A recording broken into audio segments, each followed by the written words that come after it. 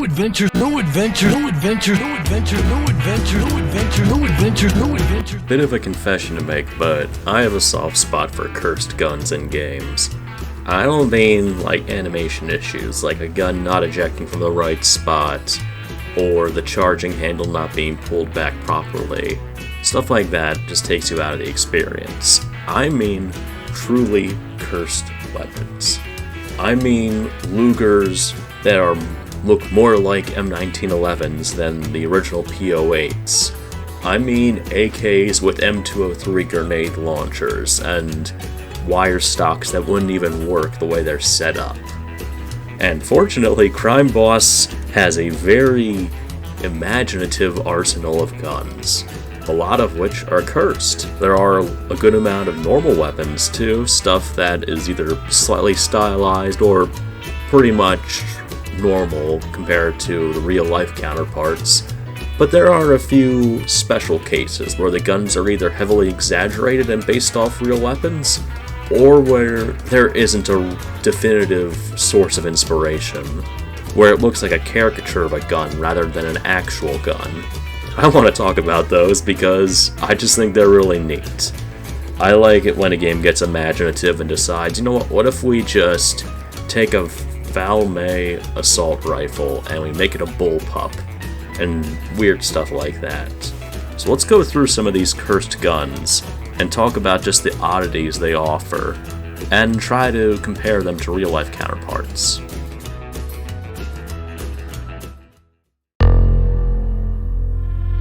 In terms of, like, the craziest guns that come to mind, the first thing I can think of is the SPX, which is a shotgun that I can't nail down. I'm not sure what it looks like exactly.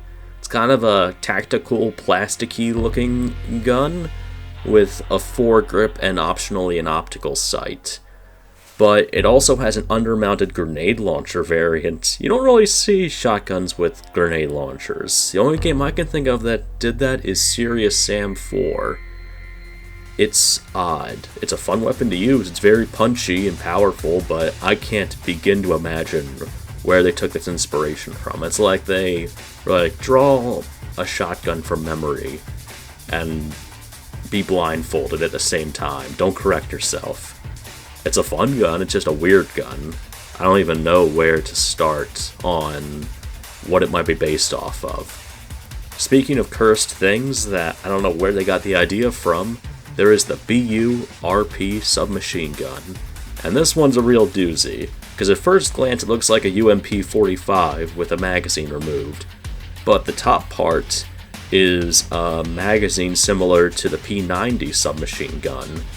It's a burst-firing SMG that is a hybrid of a UMP and a P90, even though there already is a P90 and a few variants in the game under the name PDW. The YA-R3K is mostly used by SWAT, and there are a few variants of it, including a special version that are only used by the police. It's a really weird one. I'm not sure why they didn't just add a regular UMP, or why they didn't just keep the P90 that was already in the game, but I mean, it's cool.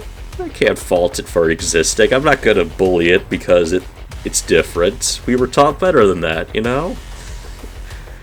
Speaking of things that look different, and I'm not sure how they function, the hand cannon. The hand cannon is something else, because you look at it and you think, where do you even begin with it? At first glance, it's a revolver with some sort of boxy under area on it. It has a cylinder that, if you open it up, has 6 shots in it, but it's fed by the undermounted box thing. It's some sort of magazine. It's like a helical magazine like the Bison, except this has no equivalent. It's almost like the Bioshock upgraded revolver, but this makes even less sense, since you never do anything with the 6 shots in the cylinder that appear when you check the ammo on it. There's also a version with a reflex sight, but it's basically the same otherwise. Very strange gun. You can sometimes find it in vaults, and it's an unlockable weapon as well. It's not as powerful as the other revolvers, but you can spam fire it a ton, and it's great for headshots. Just very, very, very weird. I don't think there's any real-life equivalent to this. To, like, a revolver with a helical magazine. I can't even begin to imagine how they came up with that. On things that are a little less cursed but still odd, we have the Scudominion. The Scudominion is an SMG used by the Scudos faction, specifically the robots they have. Yeah, this is a game set in the 90s that has robots and a bunch of other sci-fi stuff. Just don't think too hard about it.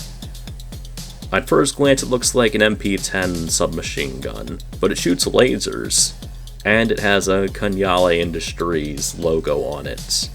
It's an odd one. I mean, by itself, it shouldn't be in a game set in the 90s, and then there's the fact it shoots lasers, and it runs off SMG ammo. So I don't know if it converts 9mm rounds to laser rounds somehow. Again, I wouldn't think too hard. It's a game. Why do you have to be mad? As the one guy said.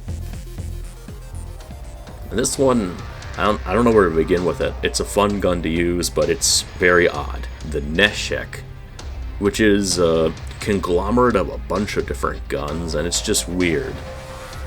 It's sort of, again, like I said in the opening, a Valme assault rifle, but in a bullpup configuration. And the version that you see in the unlock icon is different than the one you actually use in-game. It's got 25 rounds and what looks like a 30-round magazine.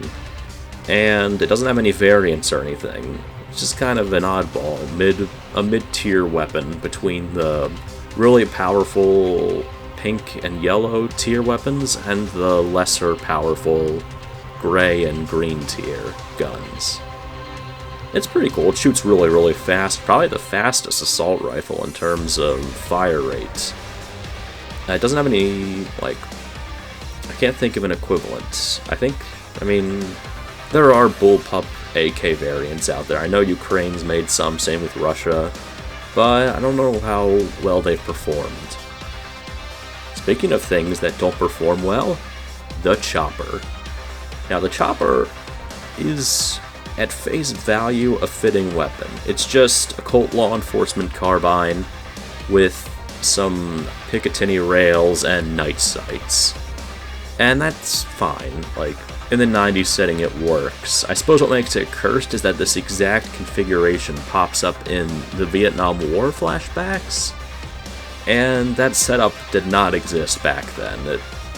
A better fit would have been just your standard M16 or even a CAR-15 variant without any of the flashy aspects, with simple sights and a regular duckbill handguard, whatever they call it. It's a decent gun in its own right, especially the pink tier variants, but it kind of pales in comparison to the other rifles. I'm just not a huge fan of burst rifles, though they do add good variety, so I gotta give it that. One that isn't too cursed, but is sort of hard to nail down, is the Brescia 92, which is the equivalent of the Beretta 92 or the 92 FS in this. I say that because at first glance it looks and acts like an average Beretta. Nothing really wrong with it, but the more you look at it, the more you realize it's hard to nail down what variant of Beretta 92 it is. Because it has an extended threaded barrel, it's got chrome parts on it, sort of like the Inox. It's strange. And there are variants with a red dot sight, with a suppressor, with an extended magazine. I'm not really sure which specific 92 variant it is, and I don't think the developers really knew either. I think they just thought, let's make a really cool gun, let's take the Beretta, make it look super cool and 90s like you'd see in an action movie, and just roll with it from there. And it's a fun pistol to use, to be fair. It's nice. I like it. It's probably one of my go-to ones, just because it can hammer nails pretty easily, and you can easily walk away with plenty of good hip-fire kills. Last one isn't too cursed, but it's a little odd. The YA-R3K Revolver, which is an 8-shot revolver that doesn't really have an equivalent model from what I can tell. It looks kind of like the Unica 6 or the Mataba auto revolver, at least from the way the barrel is shaped. But I'm pretty sure those are different mechanisms, where the barrel is lower toward the center of the cylinder, and I don't believe they were 8 shots either. It's also a mid-tier kind of gun, not quite as powerful as the Boa or the Baker's Bear Slayer, probably the equivalent of the Bear Slayer Short, where it's got decent damage, and it's probably trading off accuracy or damage for the increased magazine capacity. The futuristic vibe's kind of cool though. I like that. Maybe if you're going for a Ghost in the Shell kind of build, it would fit there. So those are the biggest examples of cursed guns that I can come up with. I'm sure that if you really dug into the guns of the game, you could probably find inaccuracies with the firearms. Like, I know that the Sting, or the version of the Steyr TMP you use, wasn't around for the events of the game. I think it came out in 2001. But that's just nitpicking. I like it when guns get truly cursed. When you're looking at something that doesn't even exist in real life, and that you would have to cobble together somehow. To me, that's when it really shows imagination and creativity. And when it absolutely befuddles IMFDB, I think it's funny. Even though I love that site, I think it's really useful. So that was me gushing about stuff that I think is cool. I think that the Arsenal of Crime Boss is really stylish, and I like how sometimes it just goes into ridiculous territory for the different weapons you can pick up and utilize. And I'm curious to see what they've come up with next, because the Chopper character pack had normal weapons, but the Jupiter character pack had some pretty baffling ones, like the SPX grenade launcher and the hand cannon reflex sight. It seems like they could be alternating ridiculous and normal guns, but they've all been fun to use, so hey, bring on whatever crazy stuff you come up with next. I'll eat it up, honestly, as long as it's decently balanced. Thanks for tuning in and watching. Take care.